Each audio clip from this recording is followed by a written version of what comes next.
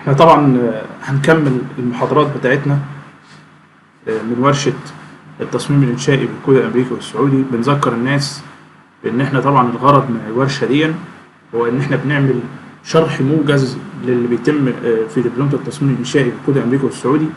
في الورشة دي احنا بنحاول إن احنا يعني بنقول الملخص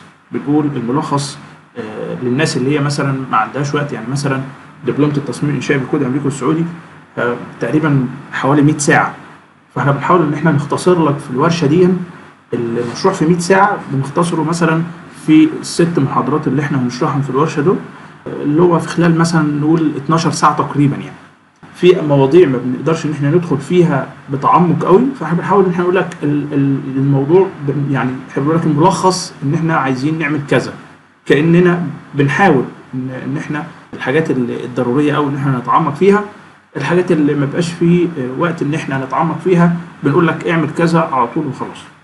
اللي حابب بقى يعرف تفاصيل هي بتغطي او بتخاطب الناس اللي هي يعني ما بتحبش انها تخش في تفاصيل، ويعني يمكن فئة كبيرة شوية من الناس ما بتحبش انها يعني مثلا تيجي تقول له مثلا هديك دبلومة تصميم انشائي 100 ساعة وهتتعمق في كل حاجة وتعرف كل حاجة جت منين، يقول لك ما اقدرش انا، ما يعني ما اتحملش انا الكلام ده.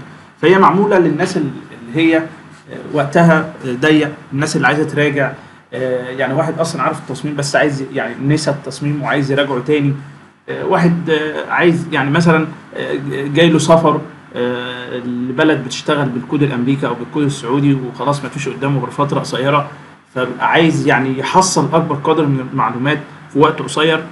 تمام، فهي بتخاطب الفئه دي يعني من الناس.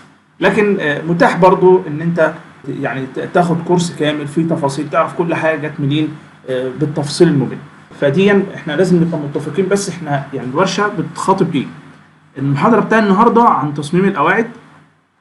قبل كده خدنا كام محاضره؟ 4 محاضرات. اول محاضره كنا بنتكلم ازاي نعمل، تعالى كده حتى نشوف اهو.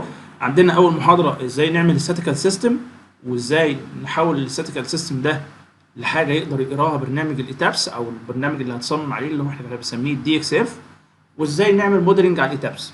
في المحاضره الثانيه اتعلمنا ازاي يعني نعمل موديل. ما كناش كملنا الموديل بتاع الايتابس في المحاضره الاولانيه، فكملناه في المحاضره الثانيه واتكلمنا عن تصميم الاعمده. المحاضره الثالثه اتكلمنا عن تصميم البلاطات. المحاضره الرابعه اللي هي اللي فاتت اتكلمنا عن تصميم الكمرات على العزوم والشير والتورشن والكومباين شير اند تورشن، وعرفنا الكاميرات بتتسلح ازاي والكلام ده كله. النهارده بقى المحاضره بتاعتنا هتتكلم عن تصميم القواعد. طبعا المحاضره الجايه باذنك يا رب هتبقى بتغطي بقى كل اللي احنا شرحناه قبل كده، ازاي نطلع له لوحات، لان احنا اتعلمنا ازاي نصمم بلاطات بس عايزين نطلع لوحه عشان تنزل الموقع. فالمحاضره اللي جايه دي مهمه جدا جدا جدا. كذلك اتعلمنا نصمم الكاميرات بس عايزين نطلع لوحه، هننزل الكلام ده الموقع ازاي، ولو ان احنا اتكلمنا عنه يعني بشكل سريع كده ازاي نعملها على اللوحه، بس برضو هنغطي تفاصيل اكتر. كذلك النهارده تصميم القواعد. تصميم القواعد برضو هنعرف ازاي بيصمم النهارده، وجزء بسيط كده يخص الاخراج بتاع اللوحات. لكن بالنسبه لاخراج اللوحات ان احنا نخرج لوحات محترفه ويبقى فيها كل التفاصيل وفيها خرطوشه بتعبر عن الحاجات اللي موجوده في المشروع بالفعل والكلام ده كله، ده هيكون في المحاضره اللي جايه ان شاء الله، اللي هي المحاضره رقم 6. وفي احتماليه ان شاء الله، بس يعني ده لسه مش اكيد، بس يعني نسبته اكبر شويه، ان احنا هنضيف محاضره 7، يعني هيبقى في محاضره رقم 7 دي هتكون اجابه عن الاسئله فقط، مش هيبقى فيها شرح. هنجمع فيها اسئله الناس ونسمع فيها اسئله الناس ونرد عليها. تمام؟ طيب احنا طبعا كنا متعودين من اول ما بدانا الورشه ان احنا دايما نمشي بخطوات عشان ننظم الشغل بتاعنا. دايما اللي بينظم الشغل بتاعه بيرتاح وبياخد وقت اقل في ان هو يخلص الشغل بتاعه. فدي الخطوات اللي احنا كنا ماشيين بيها من اول ما بدانا خالص. النهارده الخطوه رقم 16 ان احنا هنصمم القواعد. هنبدا ندخل في الموضوع. انا طبعا زي ما اتعودنا يمكن في المحاضرات اللي فاتت بحب دايما ابدا بالجزء المانوال، وبعد كل جزء مانوال اشرحه اروح جري على طول على البرنامج اطبق اللي انا قلته في المانوال. فهقول شويه حاجات مانوال، وكل حاجه مانوال اول باول كده نروح نعملها على البرنامج، زي ما شفنا في محاضره الكاميرات. نشرح الشير نروح نطبق على البرامج، نشرح التورشن نروح نطبق على البرامج، وهكذا. فاحنا الاول هنتكلم شويه مانوال كده عن القواعد، وبعد كده نروح نطبق على البرامج ونرجع تاني نكمل مانوال، وهكذا. تصميم الاساسات بشكل عام بقى، الاساسات يعني قواعد منفصله، قواعد مشتركه، لبشه. طبعا الاساسات العميقه كمان اللي هي الدي فاونديشن اللي هي اللبشه على خوازيق والانواع بتاعتها والشورنج سيستم والكلام ده كله. احنا عندنا في الجزء بتاع الجيو تكنيكال انجينير بيبقى فيه 2 مهندسين بيشتغلوا فيه. عندنا اول مهندس بيكون اللي هو المهندس اللي هو الجيو تكنيكال انجينير، وده مهندس بيبقى مثلا متخصص اكتر، يدرس التربه، يعرفنا التربه دي تقدر تشيل احمال قد ايه نوع يعني نظام السند اللي ممكن نستخدمه لو عندنا مثلا ادوار بدروم تحت الارض. مثلا عندنا مشروع وعايزين ان احنا نعمل عليه مثلا برج، فهو اللي هيقول لنا التربه دي تشيل قد ايه، وممكن لو التربه دي ضعيفه ايه الحلول اللي ممكن نعملها علشان نخليها تقدر تشيل الاحمال اللي جايه عليها. فهو ده دوره. يعني احنا كمهندسين انشائيين دايما بتاخد انت على الجاهز، يقول لك التربه بتشيل مثلا كذا. طبعا كذا دي اللي هي احنا بنسميها الكيو الاوبل او اللي هي البيرنج كاباسيتي بتاع السويل. فطبعا الرقم ده بيجي لك جاهز، اكيد مش سحر يعني، اكيد يعني جابوه من مكان يعني. فهو المكان ده اللي هو بيكون معمل اساسات او بيبقى مكتب متخصص في القصه دي، بيبقى مهندس متخصص في مجال الجي تكنيكال، وهو اللي بيعمل الدراسه دي. يعني طبعا احنا درسنا الكلام ده اوريدي ايام الكليه لما كنا بنشتغل بمعادله ترزاجي او تريزيجيه، ناس تسميه تقول تريزيجيه، ناس تقول ترزاجي. المعادله دي مشهوره طبعا جدا، والمعادله كان بيبقى فيها فاكتورز كتيره كده ونعوض فيها ونقول التربه بتقدر تشيل قد كده، وكنا بنطلع منها حاجه اسمها كيو التيميت، يقول لك اقصى حاجه تقدر تشيلها التربه قد كده. طبعا احنا ما بنشتغلش على الالتيميت دايما، يعني لو التربه تقدر تشيل مثلا 60 طن على المتر المربع، احنا بنقول لا كفايه نقول للي هيصمم هي 20 بس. فبياخدوا فاكتور اوف سيفتي عالي جدا في الاساسات، يعني بيتراوح من 2.5 ل 4 في معظم المراجع. فهو طبعا وجي بعد معادله ترزاجي دي طور فيها ناس تانية بعد كده، في كذا عالم جه بعدها، لان المعادله الاساسيه ما كانت يعني في فاكتورز كتيره او في حاجات كتيره بتتم في الطبيعه ما كانتش بتبقى واخده الحاجات دي في اعتبارها. فجي علماء طوروا في المعادله، ويعني يمكن الكلام ده يخص اكتر مهندس الجي تكنيكال، بس بديك نبذه كده عن الايه الحاصل يعني. فده كده تخصص الجي تكنيكال. احنا بناخد على الجاهز، يقول لك التربه ده هي بتشيل احمال قد كده، او بتشيل مثلا اللي احنا بنسميها قدره تحمل التربه، او اللي هي الاوبل بريشر، او اللي احنا بنسميها البيرنج كاباسيتي. طيب الحاجه الثانيه بقى، المهندس الانشائي بيعمل ايه؟ بيجي ان هو يصمم بقى القاعده. يعني يقول لك والله القاعده دي ابعادها كذا، هو اللي بيحدد الابعاد بتاع القاعده، هو اللي بيقول لك القاعده دي انا هسيفها لك على الشير، يعني تبقى سيف انها تقاوم القص اللي جاي عليها، وتقاوم البنش اللي جاي عليها، وتقاوم العزوم اللي جاي عليها. ده دور المهندس، ان هو يطلع حديد تسليح ويطلع ابعاد خرسانه. خلي بالكم هو دور المهندس الانشائي اصلا في الاساس ما بيعملش غير حاجتين. انت لو حضرتك لاحظت هتلاقي ان احنا دورنا بيتلخص في حاجتين فقط. اي عنصر يعني اسم معايا كده، اي عنصر بتصممه انت ما بتعملش غير حاجتين. يعني اللي احنا بنلف وبندور وبنعمل القصه دي كلها، احنا في الاخر ما بنعملش غير حاجتين، بنطلع ابعاد خرسانه وابعاد تسليح.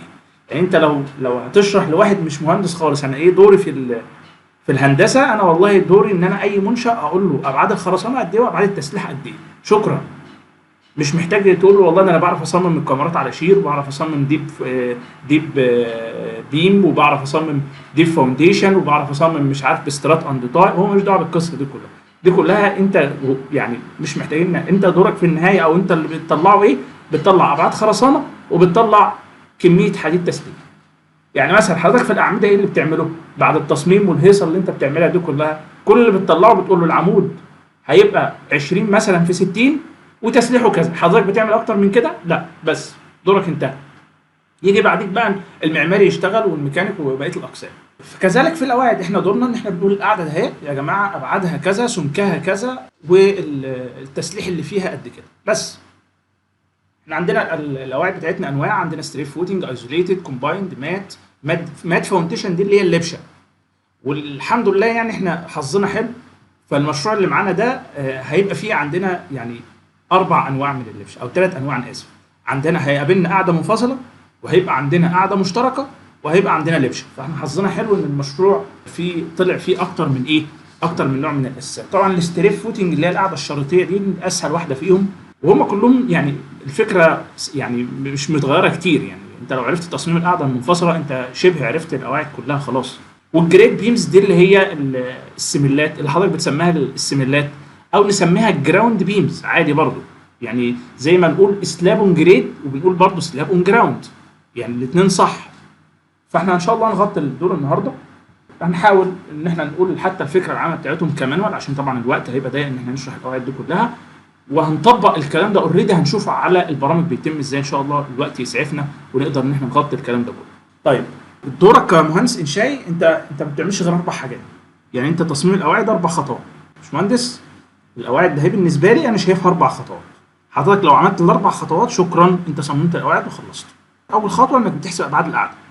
تاني خطوه بتصممها على الوان واي شير اللي احنا بنسميه الشير او بنسميه بيم شير او اسمه الفليكشر شير. دي كلها اسماء للشير، يعني اسمه فليكشر شير واسمه بيم شير واسمه وان واي شير، واللي احنا كل ده في الاخر بنسميه شير. لو انت يعني انت لو قلت كلمه شير بس كده خلاص يبقى ده الوان واي شير. وهنصممها على انها تقاوم التو واي شير اللي احنا بنسميه البانشنج شير، اللي احنا بنسميه البانشنج عموما، يعني بنسكت نقول لك ايه اصممها انها تقاوم البانش. ورابع حاجه ان احنا نصمم القاعده على انها تقاوم العزوم اللي جايه عليها في الاتجاهين، ونحط التسليح المطلوب ان هو يقاوم الايه؟ العزم ده. فاحنا 4 خطوات، احنا مش هنطلع بره ال4 خطوات، هاخدهم خطوه خطوه كده ونطبق اول باول. اول خطوه عايز احسب ابعاد القاعده. الكلام اللي انا هقوله ده في اي حته في العالم ثابت. ركز في الكلام ده، مالكش دعوه انت شغال بكود ايه. الكلام اللي هيتقال دلوقتي موجود في اي حته في العالم. لو انت حضرتك في الصين، في الهند، في امريكا، في كندا، في روسيا، هي دي حاجه ثابته ملهاش علاقه انت شغال بكود ايه. دي عشان برضه حضرتك لما تروح لاكواد تانية تبقى عارف ايه اللي انت منتظر ان هو يتغير وايه اللي مش هيتغير. فحضرتك شغال في مصر، شغال في الامارات، شغال في السعوديه، شغال في اي بلد، هي الخطوه اللي احنا هنتكلم عنها انك تحسب ابعاد القاعده دي ثابته ما بتتغيرش من كود لكود، لان ما فيش حاجه فيها اصلا بنحتاج ان احنا نرجع فيها للكود. فايه اللي بيتم في الخطوه دي؟ اسهل ما يكون. حضرتك عايز تحسب ايه؟ ابعاد القاعده. طيب احنا هنقول لك مساحتها كام، لكن مش هنقول لك هي كام في كام. ودي هتتم بسهوله لان احنا عندنا معادله واحده فقط نقدر نحسب من خلالها ابعاد القاعده. هي القصه في ايه؟ احنا ليه بنعمل قاعده؟ بنعمل قاعده علشان لو حطينا العمود مباشره على السويل هيخترق السويل. ليه؟ لان الحمل بتاع العمود اكبر من قدره تحمل السويل. لو حضرتك جبت حمل العمود وحولته لستريس، لان التربه احنا معانا ستريس بنقول انها تقدر تشيل ستريس قد كده. فانا عايز احول الحمل بتاع العمود لستريس فاقسمه على ابعاد العمود. يعني مثلا عمود شايل 100 طن وقطاعه متر في متر، يبقى اقسم 100 طن على متر في متر. تمام؟ فكده يبقى انا عرفت الاستريس كام. طبعا بنسبه كبيره جدا هيطلع ان هو السويل مش هتقدر تشيل الكلام ده، وهيحصل ان العمود هيعمل بنتريشن في السويل. فلذلك بنلجا ان احنا نعمل قاعده. ايه ليه لجأنا للقاعده؟ علشان نكبر الاريا، لان الحمل كده كده مش هقدر اغيره، وانا عايز اقلل الاستريس. ما هو الاستريس بيساوي ايه؟ حمل على مساحه. الحمل انا مجبر عليه، جاي لي من السوبر ستراكشر، مش هقدر ان انا اتحكم فيه. فالحل قدامي ان انا اكبر ابعاد القاعده او اكبر المساحه اللي هيتوزع على الحمل. فعشان كده بنلجأ لان احنا نعمل قاعده. يبقى ايه السبب ان احنا بنلجأ للقاعده عشان نعمل اريا اكبر يتوزع عليها الحمل فتقلل الاسترس. لو انا عايز احسب ابعاد القاعده، عشان احسب ابعاد القاعده بقول هنجيب الحمل اللي هو موجود على العمود ونقسمه على قدره تحمل التربه فيدينا ابعاد القاعده. ليه انا عملت كده؟ احنا دلوقتي يا جماعه عايزين الاسترس اللي جاي يكون اقل من قدره تحمل التربه. التربه دي مثلا بتشيل 100 طن على المتر مربع، فانا عايز ان انا لما اقسم حمل العمود على الابعاد بتاعه القاعده ده اهي يطلع رقم اقل من ال 100. فاحنا بنجيب العمليه بالراجع. طب ما خلاص، ما انا كده كده عايز اساوي ده بده، فبعمل ايه؟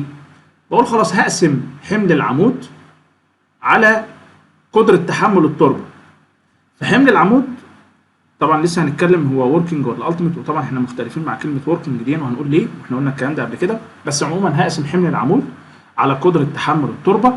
فحمل العمود ده بالطن مثلا، وحده يونت بتاعت فورس، وهنا قدره تحمل التربه بتبقى يونت بتاعت فورس بير اريا، يعني هنقول مثلا طن على المتر مربع. فحضرتك لما تقسم طن على حاجه وحدتها طن على المتر مربع يديك في الاخر حاجه وحدتها متر مربع، اللي هي ايه؟ اللي هي مساحه القاعده اللي احنا بنسميها الاريا اوف فوت.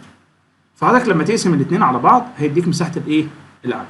فحضرتك لما تيجي بقى تجيبها تاني، احنا عايزين ايه؟ عايزين نضمن ان الاستريس اقل من قدره تحمل التربه. فلما تقول لي مثلا تعالى بقى نقسم البي وركينج او الحمل بتاع العمود على الاريا اللي انت طلعتها، هيديك رقم اما بيساوي الكيو اللوبل او بيكون اقل.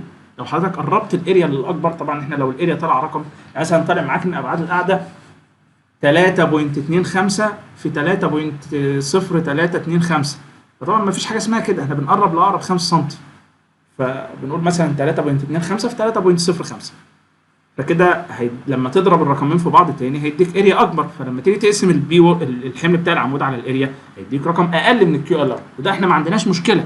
يعني لما الاكشوال ستريس يكون 90 والتربه بتشيل 100 ما يزعلش، لكن اللي يزعل او اللي يبقى خطر ان يطلع 110 وهي بتشيل 100 بس. حلو الكلام؟ طيب فاحنا عايزين نسال سؤال هقول اجابته بسرعه كده، احنا ليه بناخد حمل العمود عند السيرفس لود مش وركينج؟ انا ما بحبش كلمه وركينج دي، واحنا قلنا قبل كده لان ما عندناش حاجه اسمها وركينج اصلا. احنا عندنا حاجه اسمها سيرفيسابيلتي ليميت ستيت، وفي حاجه اسمها التيميت ليميت ستيت، وفي حاجه اسمها استابيليتي ليميت ستيت، فما فيش حاجه اسمها وركينج اصلا. فعموما وركينج دي اللي احنا مقصود بيها ايه؟ اللي هي السيرفس لود، اللي هو احنا ناخد الاحمال من غير ما نضربها في فاكتور. فليه اختار الاحمال من غير ما يضربها في فاكتور؟ وطبعا احنا بنقسم على الكيو ال اللي هي قدره تحمل التربه. قال لك تعالى نمشي خطوه بخطوه، مره ناخد الحمل سيرفس لود ومره ناخده التيميت، ونشوف مين اللي هيدي اريا اكبر، واحنا دايما بناخد الاكبر. فلما اخدنا عند السيرفس لود اعتبرنا ان حمل العمود كان 1000 كيلو نيوتن، تمام؟ وقدره تحمل التربه كانت 200 كيلو نيوتن على المتر مربع. فلما قسمنا الاثنين على بعض قال لك بيساوي 5 متر مربع. يبقى كده مساحه القاعده في حاله ان انا خدت حمل العمود سيرفس لود طلع انها عايزه اريا 5 متر مربع. تعالى نشتغل التيميت. حضرتك بتقول بقى ناخد الحمل التيميت عشان يدينا مساحه اكبر، اقول لك تمام. تعالى ناخد حمل العمود التيميت، فهنضرب في 1.5 تقريبا، يعني اللي هي 1.4 زائد 1.7 الله، احنا نقول يعني تقريبا 1.5 الايه؟ الرقم على بعض. فيديك 1500. يبقى حمل العمود كالتيميت لود يبقى 1500. هنقسمه على قدره تحمل التربه. ما تقوليش بقى قدره تحمل التربه 200، حضرتك شغال التيميت فوق يبقى لازم تشتغل كيو التيميت تحت، ما ينفعش التيميت مع وركينج. فهناخد الكيو اللوبل نحولها لالتيميت، يعني هتزيد. ففرضا احنا قلنا الرقم بتاع الفاكتور سيفتي بيتراوح من 2.5 ل 4 في معظم المرات، احنا فرضناه ب3، فهتضرب 3 في 200 يديك 600. فلما حضرتك تقسم 1500 على 600 يديك 2.5، يعني مساحه القاعده اقل. يبقى اذا المور كريتيكال بالنسبه لك والامن بالنسبه لك ان حضرتك تاخد حمل العمود على انه سيرفيس لود، لان هو اللي بيديك مساحه اكبر. بس هي دي القصه كلها. احنا كده عرفنا ازاي نجيب مساحه القاعده، لكن ما عرفناش ازاي نجيب ابعادها. فقال لك في احنا طبعا معانا معادله واحده، احنا كده معانا معادله ومجهول، خلصنا الموضوع. لكن احنا عشان تقول لي بقى هات طول القاعده بكام وعرض القاعده بكام، انا كده هعوز معادلتين لان عندي مجهولين، عندي البي في ال. فهنا بنلجا بقى ايه؟ ان احنا نطلع معادله ثانيه. نجيب معادله ثانيه منين؟ قال لك ايه رايك نخلي ان الابعاد بتاعه القاعده الفرق ما بين طول القاعده لعرضها هو يكون نفسه الفرق بين طول العمود لعرضه. بمعنى لو عندك عمود 20 في 60، الفرق ما بينهم كام؟ 40 سم. قال لك خلاص خلي الفرق ما بين طول القاعده لعرضها يكون برضه 40 سم. فانت كده عملت معادله ثانيه، بقى عندك معادلتين. المعادله الاولانيه بتقول ايه؟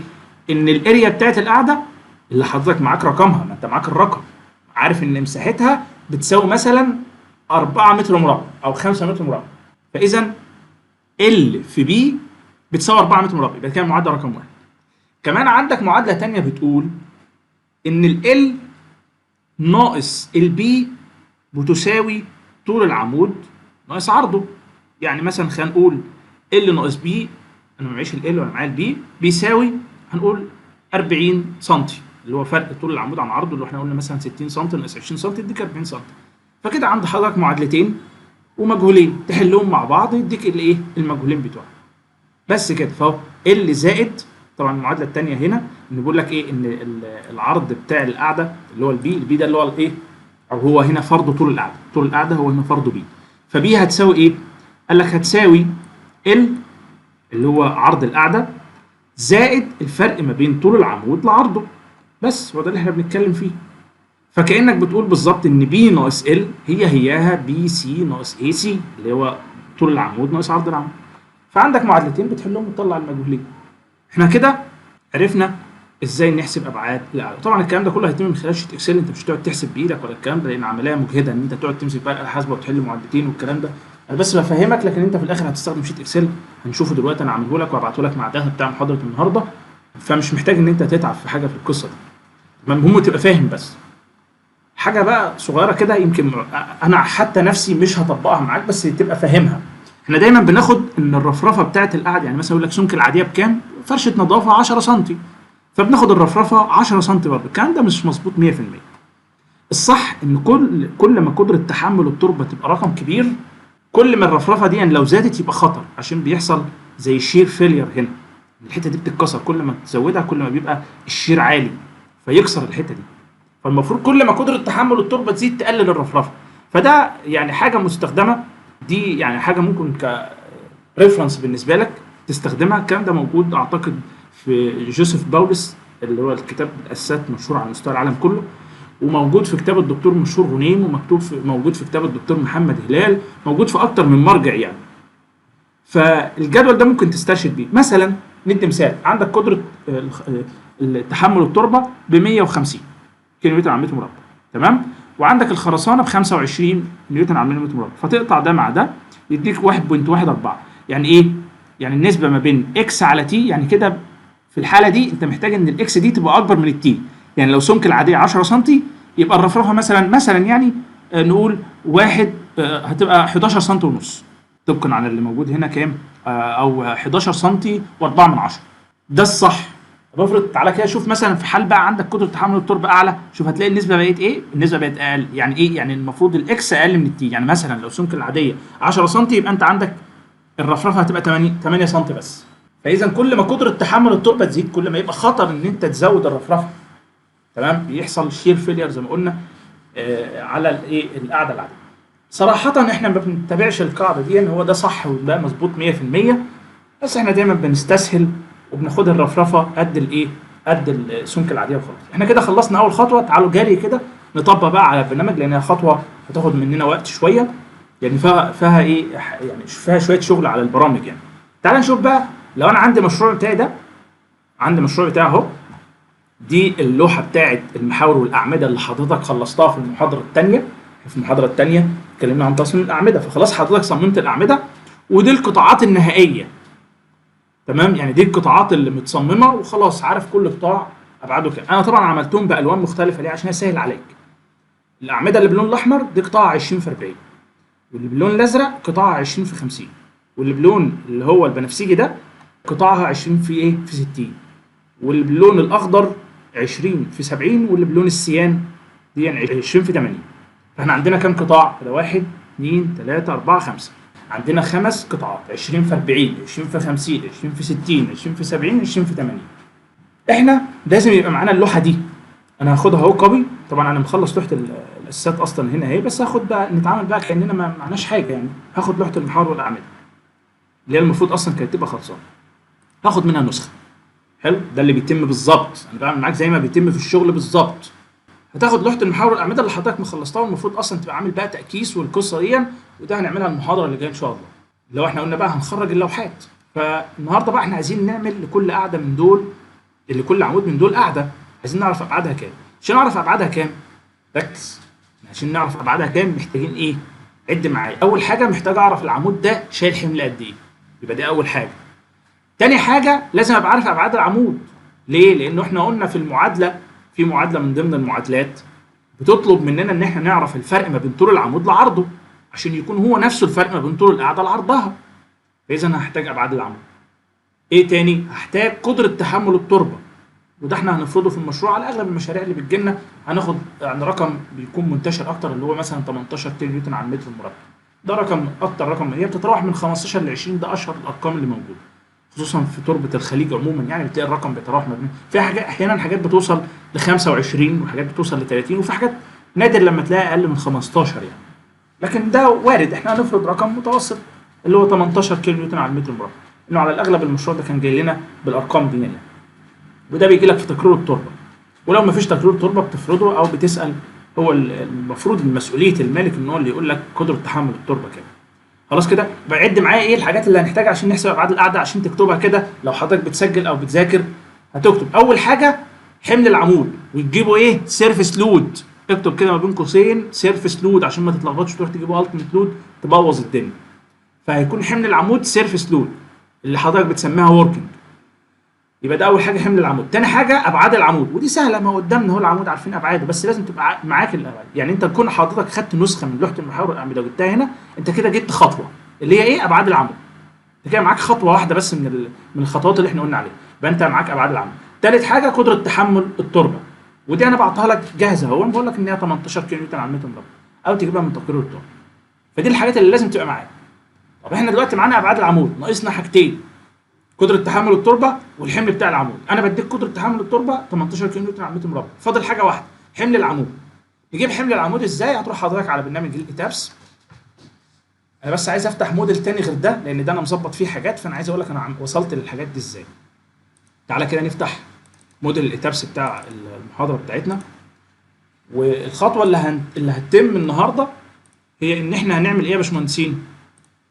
عايزين نطلع الرياكشنات على كل عمود من دول. عندنا حاجتين هنعملهم. اول حاجه هعرف لود كومباينيشن اسمها ديد زائد لايف، بس يعني احنا كنا معرفين واحده اسمها التيميت، مش عايزين الالتيميت، عايزين واحده تبقى اسمها ديد زائد لايف اللي هي سيرفيس لود. فاول حاجه هنعملها ان احنا نعرف حاله اسمها سيرفيس لود. فانا هقول له هنا ديفاين لود كومباينيشن، تقول له اد نيو كومباينيشن وتعرف حاله اسمها ديد لود زائد لايف لود. هتضيف فيها الديد واللايف، اربع حاجات اهما. تاني حاجه فيهم فلورين كفرنج، تالت حاجه اللي هي الوول لود، ورابع حاجه اللي هي اللايف لود. ما تضربش في اي فاكتور لان ده سيرفيس لود. تمام؟ اوكي. بعد كده عايزين نسمي النقط، فتنزل حضرتك بالسهم ده لحد ما توصل للدور البيز اللي هو عند الزد بتساوي صفر. سمي لي النقط دي. طب انت هو البرنامج مسميها بس بارقام عشوائيه، عايز اشوف هو مسماها بايه. تيجي هنا من سيت ديسبلاي اوبشن اللي هي علامه الصح دي، تيجي هنا على اوبجكت اساينمنت وتيجي تقول له انا عايزك تظهر اليونيك نيم بتاع الجوينت اساينمنت. يعني عايز اعرف اسم كل نقطه ايه. طبعا ارقام عشوائيه 1 210 93، احنا عايزين نسميها احنا بقى حاجات مظبوطه. فنقول له ايه؟ نيجي على الكليك يمين على النقطه ونقول له اسمها سي 1. انا مش هكمل عشان كان عامل موديل جاهز عشان ما اقعدش بقى ايه اضيع وقت في ان انا امشي على الاعمده كلها اخلصها. هعمل معاك 3 4 اعمده كده.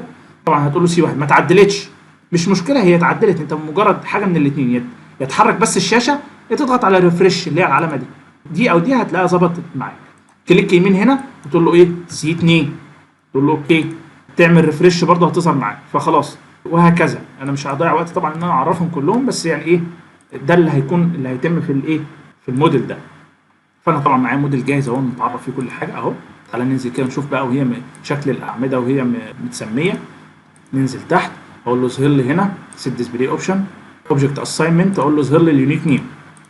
تمام؟ تعال نشوف فعلا انا مسميهم ولا لا. سي 1 2 3 4 5 6 7 8 9 وهكذا لحد اخر عمود 24. تعرف بقى حضرتك تاخد سكرين، خد سكرين على طول جاري كده، سكرين من الكلام ده. تمام اهو، وتاخدها معاك هناك على برنامج الاوتوكاد. سكرين اهو سنابنج تول، تروح على لوحه الاوتوكاد وتقول له كنترول في، تنسخها هنا كده. حلو؟ خليها جنبك هنا، خليها على اليمين. تخليها على اليمين، وانا هاخد دول كلهم على بعض كده، هحركهم شويه برضو. انا دايما بثبتها لنفسي كده. خلي الرسمه على اليمين، وهجيب برضو حاجه هنا على الشمال هتشوف دلوقتي ايه هي. تيجي تبص تلاقي الموضوع ماشي معاك سلس جدا جدا جدا. فدي خلاص كده احنا عرفنا احنا جبنا الصوره دي ليه؟ عشان نبقى عارفين ان ده اسمه سي 1 سي 2 سي 3. تعالى بقى نطلع الرياكشنات. هوريها لك دلوقتي هنا، بس المنظر اللي انت هتشوفه دلوقتي ملوش لازمه، احنا مجرد منظر. احنا هنقول له بقى الاول رن كده، او ده اصلا احنا مش عايزين الموديل ده اساسا، الموديل ده مش عايزينه دلوقتي لان احنا هنجيب النتائج من الموديل ده. فتقول له هنا بعد اذنك طلع لي الرياكشن من هنا من ديسبلاي سبورت سبرينج رياكشن. هنقول نتيجه حاله ايه؟ ديد زائد لايف. انا عايزك تظهر لي الرياكشنات في شكل تيبل، يعني مش في شكل اسهم، يعني تبقى ظاهره لي كده في البلان. فتقول له ابلاي. تمام؟ لو حصل معاك المنظر ده كده ان الرياكشنات مش هتظهر وبتختفي، تقوم جاي هنا على اوبشن، تقول له هنا جرافيك بريفرنسز، تقول له هنا او اسف مش جرافيك بريفرنس، هتقول له اوبشن، تقول له جرافيكس مود، تقول له ستاندرد جرافيكس، هتلاقيها ظبطت معاك. حلو؟ فدي الرياكشنات. يعني مثلا عمود زي ده عشان طرفي وكان موجود في دور الارض بس شايل تقريبا 7 طن. في اعمده ثانيه شايله، مثلا هنا عمود شايل 58 طن. في عمود تقريبا ده اكبر واحد 67 طن، وده برده شايل 67 طن. في هنا حاجات 59 طن. فدي الارقام. طبعا ما تنسوش ان ده سيرفيس لود، يعني الالتيميت بيبقى اكتر من كده. فده سيرفيس يعني ديد زائد لايف بس. انما لما قلت له مثلا عايزك تظهر لي، طبعا احنا مش هنحتاجها بس يعني ايه لو حبيت تشوف الارقام يعني هتلاقي مثلا هنا حاجات بقى 100 طن، فارقام كبيره شويه. احنا المهم هنقول له لا احنا عايزينها ايه ديد لود زائد لايف لود، نقول له ابلاي. دي الارقام. ممكن تاخد برضو سكرين منها لو حابب يعني تحطها بدل الثانيه مفيش مشكله يعني، هي كده كده فيها الترقيم بتاع الاعمده برضو مع الرياكشن. احنا عموما الارقام دي احنا هنحتاج بقى ايه نطلعها في شيت اكسل. نقول له هنا ديسبلاي لازم تكون عامل رن شو تيبلز، وتقول له هنا انا عايزك من جوينت اوتبوت او من اناليسيس ريزلت، بعد كده تقول له جوينت اوتبوت، بعد كده تقول له رياكشنز، بعد كده تقول له جوينت رياكشنز، تقول له اوكي. بعد كده هيطلع لك حاجات بالمنظر ده كده. طبعا احنا مش عايزين كل ده، احنا عايزين العمود سي واحد والرياكشن بتاعه كذا، شكرا مش عايزين اكتر من كده. فهنيجي هنا نفلتر نقول له احنا مش عايزين كل ده، احنا عايزين نتيجه ديد زائد لايف بس، الحاله بتاعت ديد زائد لايف. كليك يمين على دي كده وتختار ديد زائد لايف بس. حلو.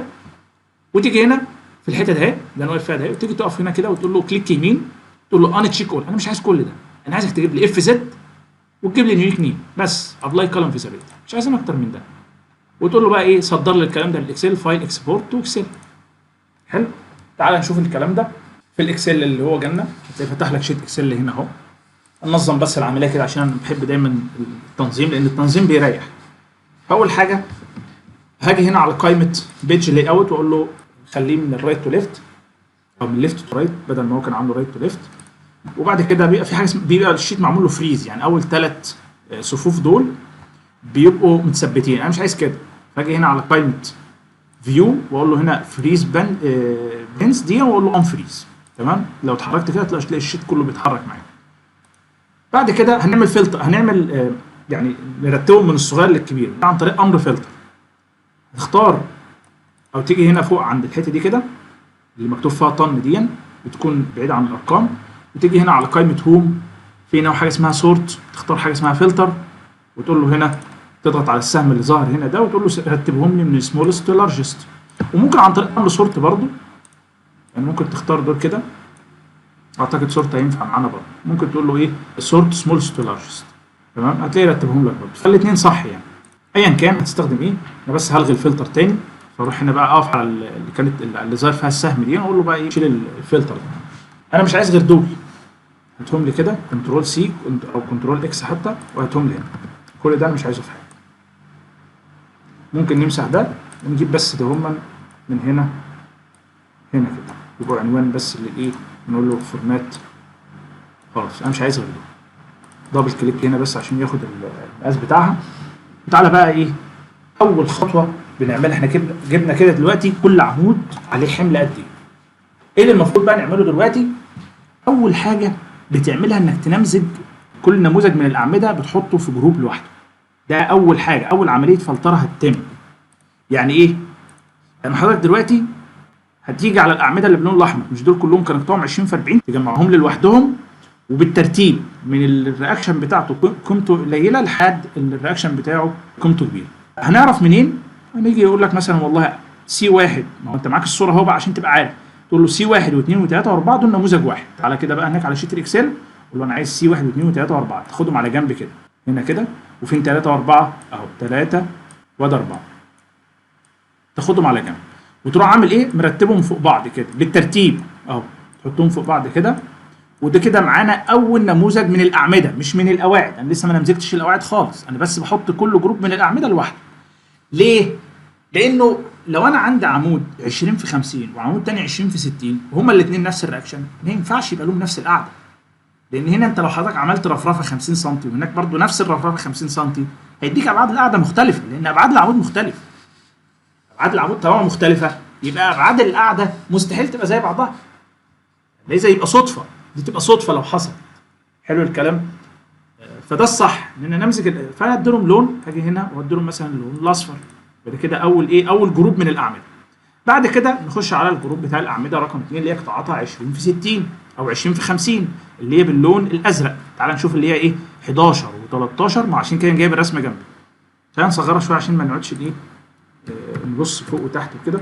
فهنا عندنا 11 و13 وفي 18 و19 اهو 18 هنا و19 يبقى 11 13 18 و19 و22 23 24. انا نسيت اصلا بس ماشي خلينا ناخدها واحده واحده كده. خلينا نقول 11 13 و18 و19.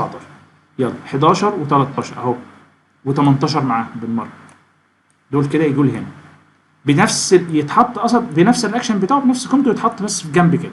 و19 اعتقد كان موجود برضه 21 و22 و23 ولا كام، ولا 22 23 24، يعني ده 22 اهو، و23 نفس الكلام. طبعا هنزله تحت شويه عشان احط سي 24 هنا كده، واطلع بقى ده فوق كده. يبقى ده كده تاني جروب من الاعمده اهو، نديلهم لون مختلف شويه، وليكن اللون ده مثلا. تعالى على الايه، الجروب رقم 3 اللي هي الاعمده اللي هي قطاعاتها 30 في 20 في 60، اللي هم اللي لونهم بنفسجي، اللي هو 9 12 14 16. فين هم؟ ادا 12 هاتوا هنا، وفين 9 و16 اهو، ده 16 و9 ورا تحت بعض هم، وفين 14 وده 14. يبقى نرتبهم كده فوق بعض بالمنظر ده كده. معانا ده تاني جروب نطلعهم فوق مباشره كده، او تالت جروب اسف، نقول له خلوهم باللون ده مثلا. تعالى ندخل على الجروب اللي بعد كده اللي هو قطاعاته 20 في 70 اللي هو اللون الاخضر. ده كتير شويه، عدده كتير شويه، او لا حتى مش كتير ولا حاجه. هنقول 6 و5 و6 و8 و15، 5 و6 و8 و15. ده 6.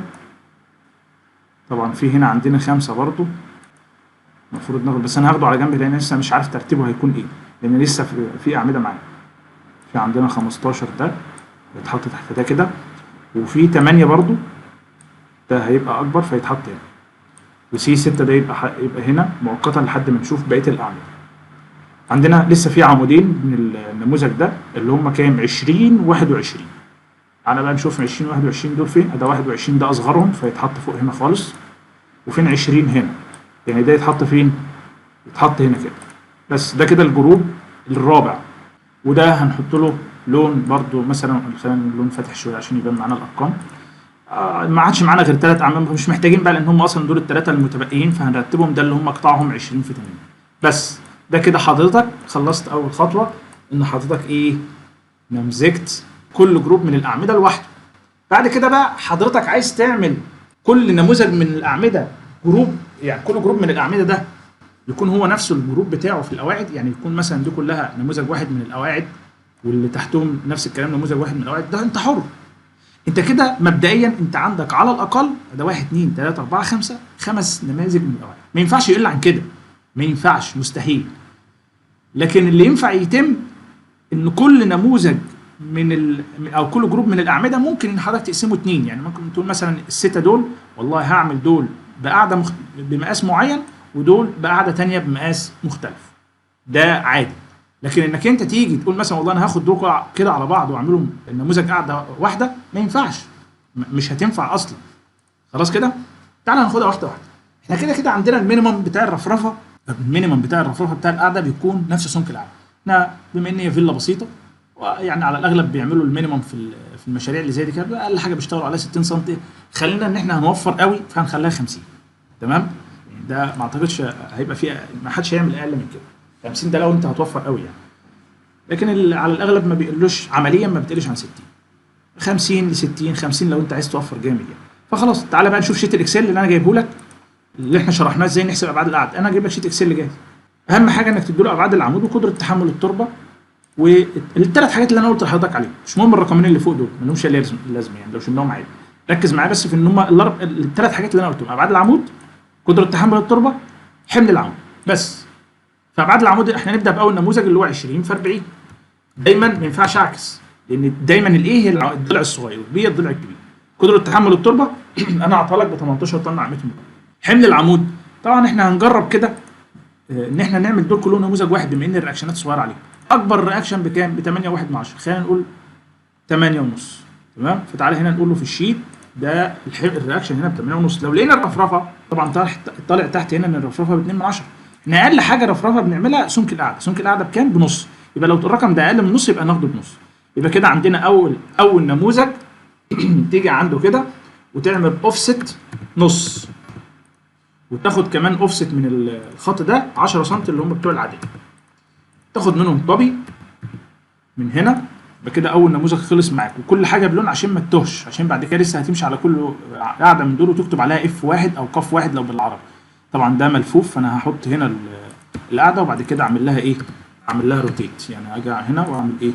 افعل القرصه واعمل روتيت الاول بس عشان بيضايقني موضوع الاجساد ده، فانا هخفيها عشان بسهل على نفسي. بقى كده عندنا ايه؟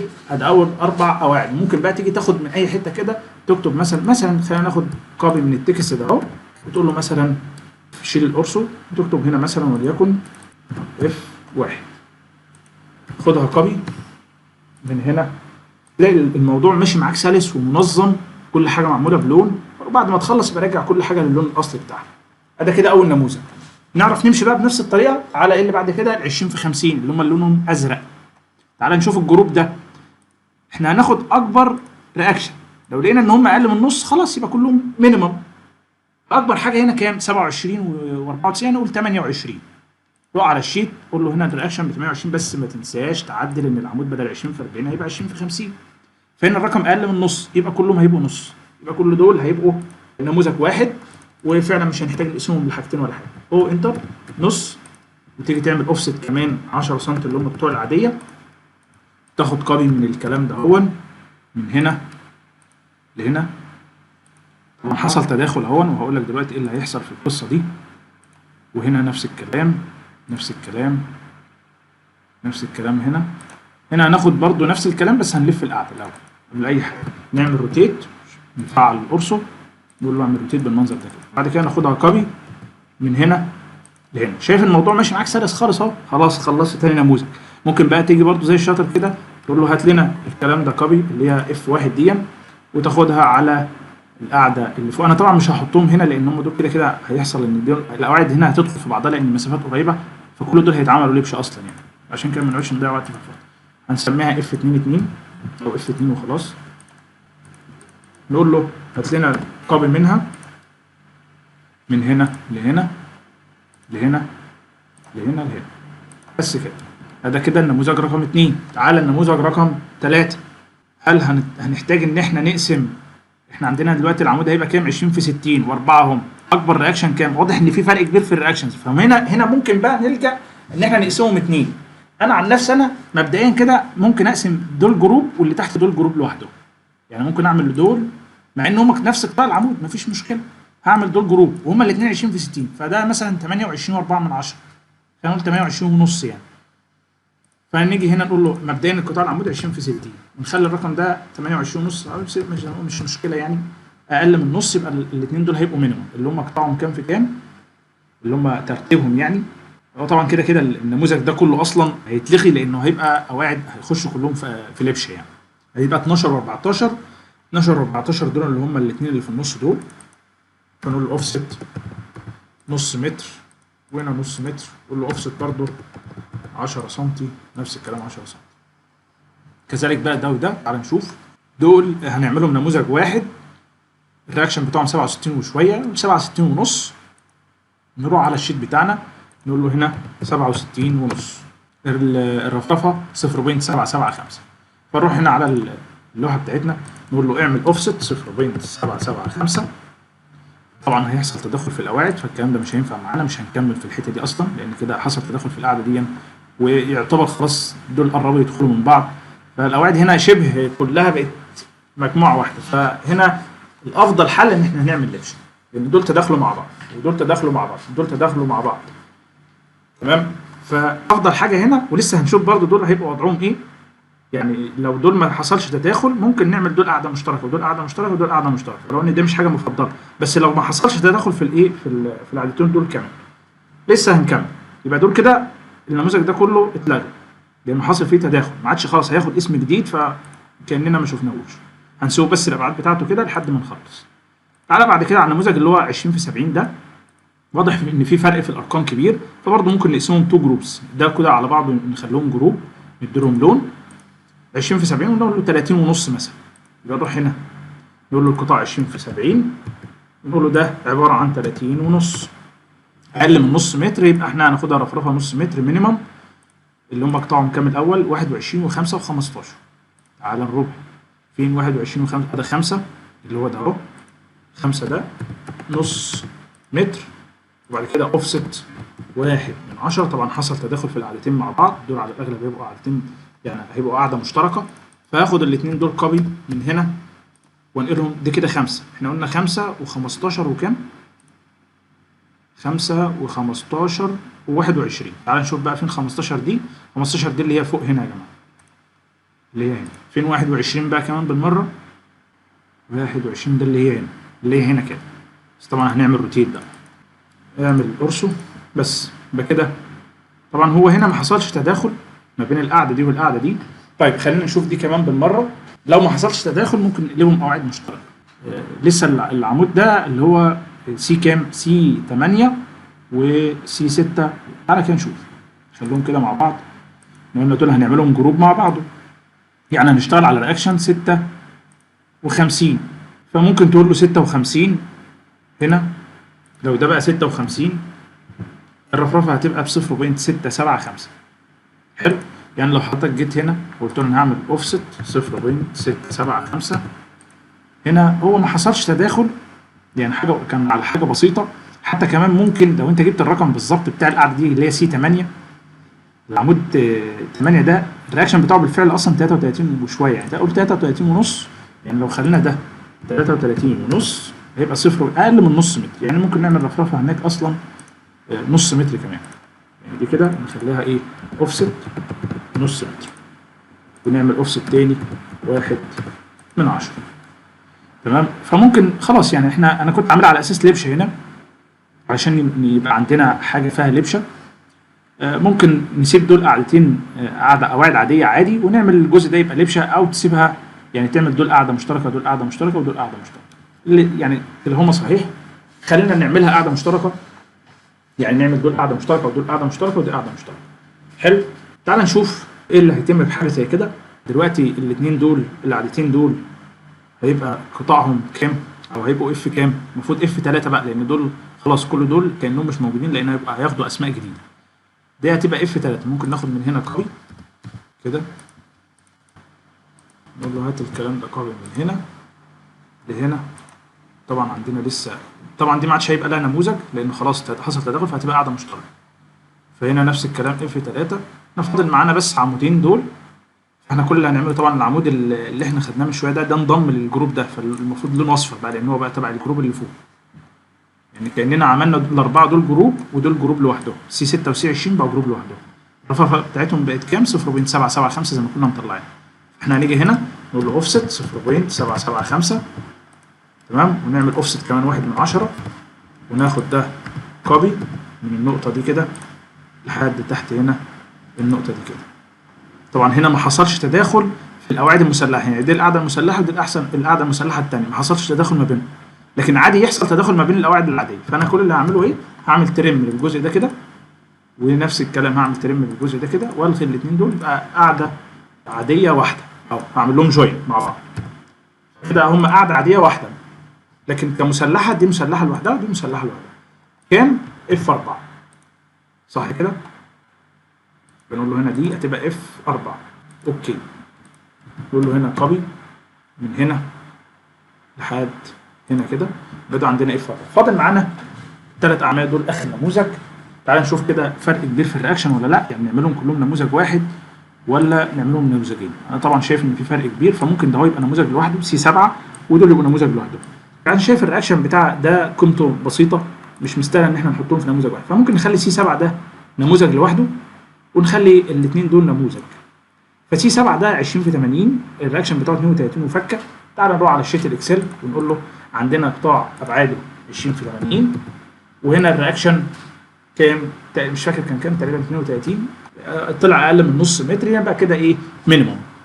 طيب الاثنين التانيين طبعا هناخد القيمه الاكبر ما بينهم اللي هي 67 نقول ونص تقريبا، ونشوف القيمه بتاعتها بكام مره واحده عشان يبقى كده خلصنا.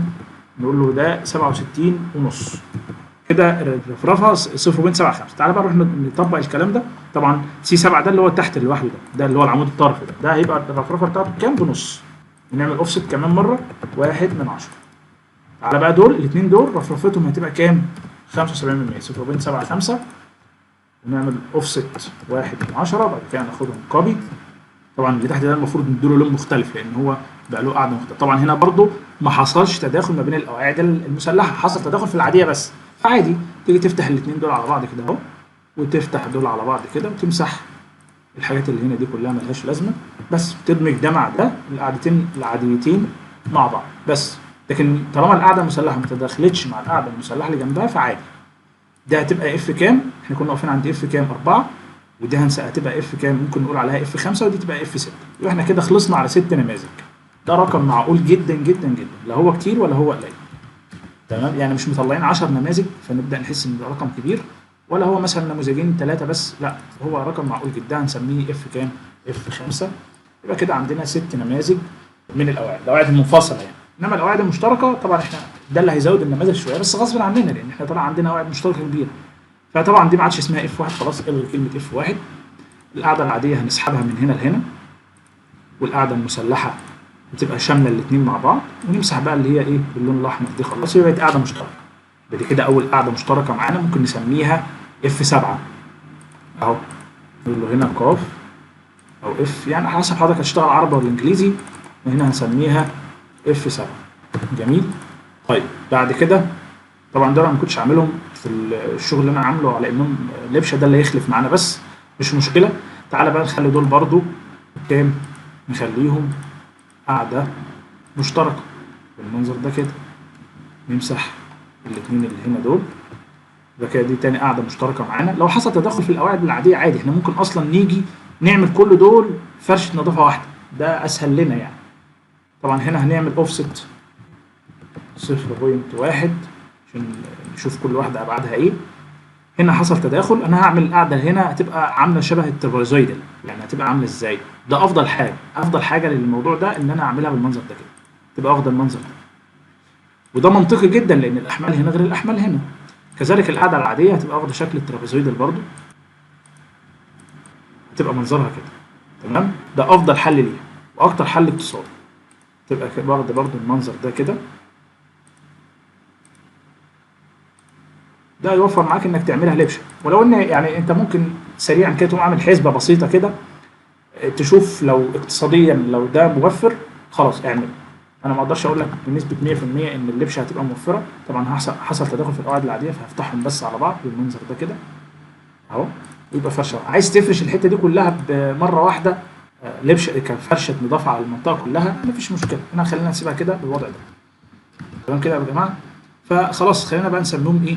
طبعا واضح ان دي زي دي، يعني ده حتى احنا هنخليهم زي بعض في الابعاد وزي بعض في التسليم عشان يبقوا نموذج واحد. فنقول له هنا هتبقى اسمها اف 8، وده برضو ناخدها تحت كده اف 8. طبعا هو كده النماذج هتبقى 9 نماذج. انا شايف بان يعني بالوضع ده بان احنا عندنا 4 قواعد مشتركه ونطلع 9 نماذج، انا شايفه رقم برضو ستيل معقول. طبعا اللي مزود النماذج هي ان في قواعد مشتركه كتيره، فدي غصب عننا مش بايدينا يعني.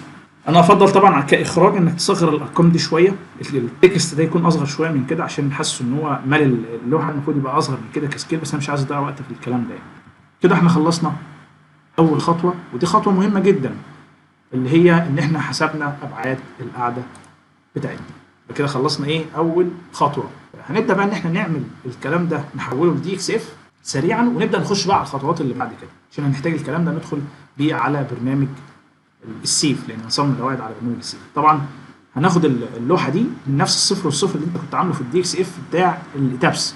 هات لنا الدي اكس اف مثلا بتاع الجراوند اللي هو سقف الجراوند ده.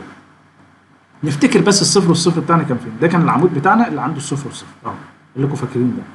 فانا هعمل ايه؟ هروح واخد القواعد كلها.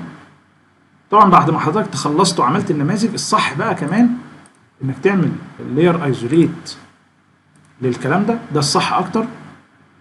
ونيجي على القواعد اللي هي المسلحه، ده عمليه تنظيميه بقى عشان تريح اللي من بعدك لو حد هيعمل حصر كميات او شوب درونج او الكلام ده، او حتى انت نفسك لما تيجي تعمل اي خطوه بعد كده على القواعد تعرف تفصلها لوحدها، لان كلهم دلوقتي محطوطين على لاير واحده، احنا مغيرين الوان بس، لكن هم في الاخر كلهم يعتبروا لاير واحده اللي هي اللاير بتاعت الاعمده، او حتى مكتوب فوق يعني كل اللي انا مختاره ده محطوط على لاير الاعمده، وده غلط تنظيميا، الكلام ده غلط. فاحنا هناخد كل دول ونحطهم على لاير لوحدها. انا كنت عامل هنا لاير اسمها ار سي فوتنج جاي. تمام. بعد كده ناخد القواعد اللي هي العاديه دي برضو، دول نفس الكلام، دي القواعد اللي هي العاديه، ونحطها على اللاير بتاعت بلين كونكريت. اللي هي فين اهي.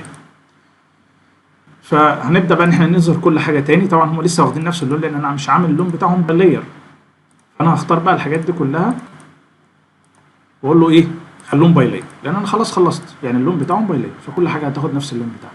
هاتهم لنا كوبي كنترول سي لو انا مش عايز العاديه في حاجه، بس ماشي افتح لوحه جديده عشان دي هتبقى بتاعت الدي اكس اف. كنترول في نجيبها هنا ونعمل لاير ايزوليت للقواعد العاديه، انا مش عايزها في حاجه بالمناسبه، ونمسح الكلام ده كله، نمسح العاديه مش عايزها، ما كانش المفروض تجيبها اصلا من الاول، بس مش مشكله ما يضرش يعني. موف منين؟ من النقطه دي، مش دي الصفر والصفر لازم يكونوا متطابقين مع بعض، عشان لما اجيب الرياكشنات من برنامج الايتابس واحطها على الدي اكس اف هنا يبقوا متطابقين مع بعض، واسيف الكلام ده كدي اكس اف باي اصدار واحطه في المحاضره بتاعتنا. انا كنت عامل اصلا دي اكس اف بس هعمل ده بقى بدي اكس اف جديد لان احنا غيرنا حاجات يعني. فنقول له هنا دي اكس اف فوتنج واسميه فوتنج 2. تمام. وابعت لكم برده النسخه القديمه لان انا حتى موديل الاس اف اللي انا كنت عامله على اساس ان دي لبشه، يبقى على الاقل عرفنا ده وده، واوريكم برده لو فيها لبشه هنعمل ايه. خلاص كده احنا يعني معانا كل حاجه اهو. كنترول اس، خلاص احنا سيفنا ده، اقفل اللوحه بتاعتك ونبدا بقى ان احنا نكمل. طبعا ده برده الدي اكس اف ده احنا مش عايزينه، نكمل الخطوات اللي بعد كده. ان احنا كده خلصنا ايه؟ خلصنا اول خطوه، ودي بتبقى خطوه طويله شويه ومهمه. ليه؟ ايه؟ حسابنا ابعاد القاعده. يبقى كده اول خطوه ايه؟ اول خطوه خلص.